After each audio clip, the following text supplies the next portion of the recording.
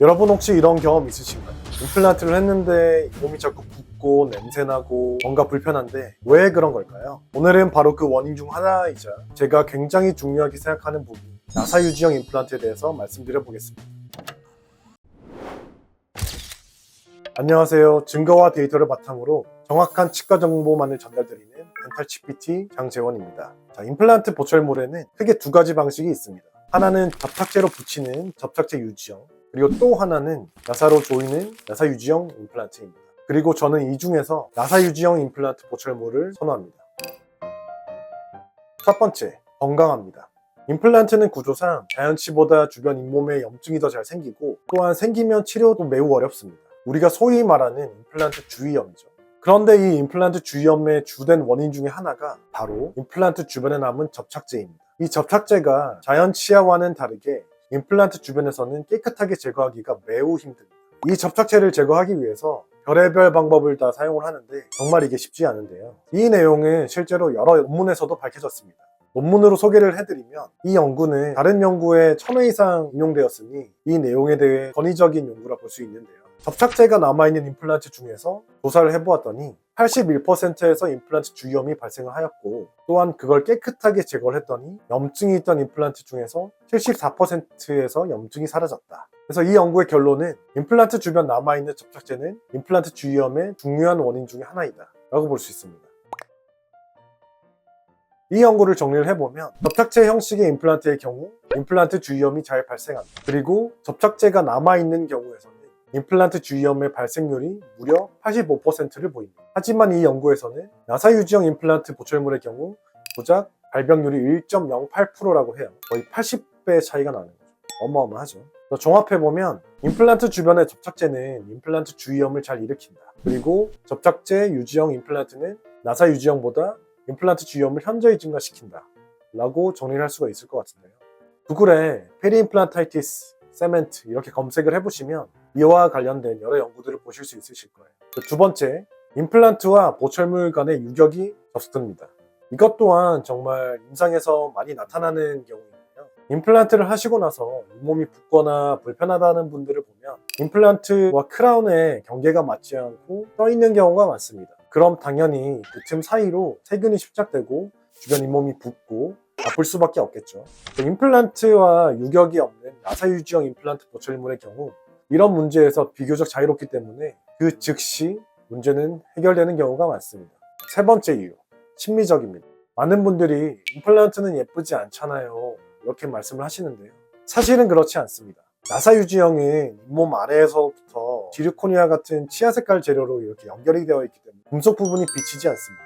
이는 어금니에서 뿐만 아니라 앞니에서도 정말 많은 심리성에 큰 영향을 주게 되는데, 실제로 임플란트 위치를 잘 잡고 나사 유지형 임플란트로 보철물을 만들고 앞니에서도 정말 예쁜 임플란트 보철물을 만들 수 있습니다. 네 번째로, 탈착이 쉽습니다. 임플란트 보철물은 시간이 지나면서 수정이 필요할 수 있습니다.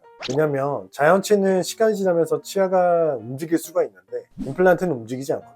그래서 높이가 낮아지거나 옆치아의 간격이 벌어지거나 해서 음식물이 끼거나 하는 경우들이 있는데요. 그러면은 보철물을 수정을 해야 되죠. 모든 것이 마찬가지지만 탈착이 쉽다는 건 엄청난 장점입니다. 제 몸에 뭔가 수술을 해놨는데 꺼내서 체크를 할 수가 있다면 정말 좋은 장점이죠.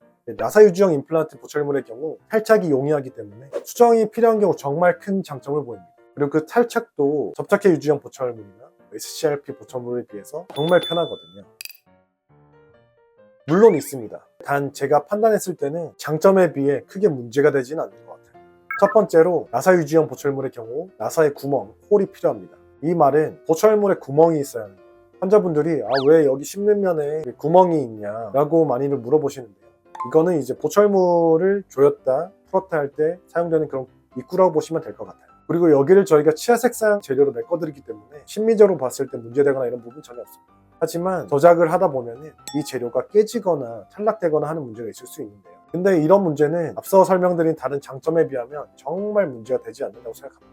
두 번째, 여러 개의 임플란트가 들어갈 때 임플란트의 위치나 각도가 잘 맞아야 합니다. 접착제 유지형 같은 경우에 그냥 붙이기만 하면 되기 때문에 임플란트 간의 어떤 각도나 이런 것이 잘 조금 틀어져 있더라도 크게 문제는 안 되는데요. 나사 유지형 임플란트 같은 경우에는 나사로 조이는 시스템이기 때문에 2개 이상의 임플란트가 묶어서 들어가는 경우에 임플란트 간의 위치나 각도가 잘 맞아야 합니다. 약간 어긋나는 경우에 극복을 할 수 있지만 보통 나사 유지형 임플란트의 보철물 사용을 하려면 기본적으로 임플란트 수술에 자신이 있어야 하고요.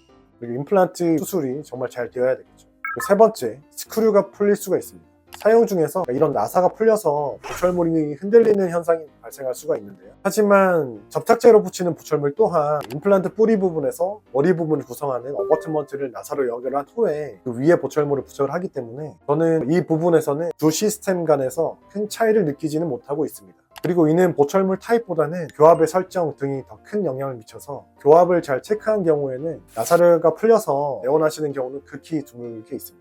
네 번째, 제작이 까다롭다. 기존의 임플란트 보철물 시스템보다는 보철물을 만드는 과정이 좀 더 복잡하고 제작 비용이 더 들 수 있습니다. 하지만 이거는 환자분들의 문제가 아니라 치과의 문제이기 때문에 환자분들께서 걱정하실 건 없어요. 저는 꽤 오래전부터 이런 나사 유지형 임플란트 보철물을 사용해왔고 정말 진심으로 이 방식의 장점들을 너무나도 많이 체감을 하고 있습니다. 실제로 치과계에서도 이렇게 주목을 받아서 인터뷰 요청도 있었고요. 최근 들어서 더욱더 치과계에서 이런 나사 유지형 임플란트에 대한 관심이 많습니다.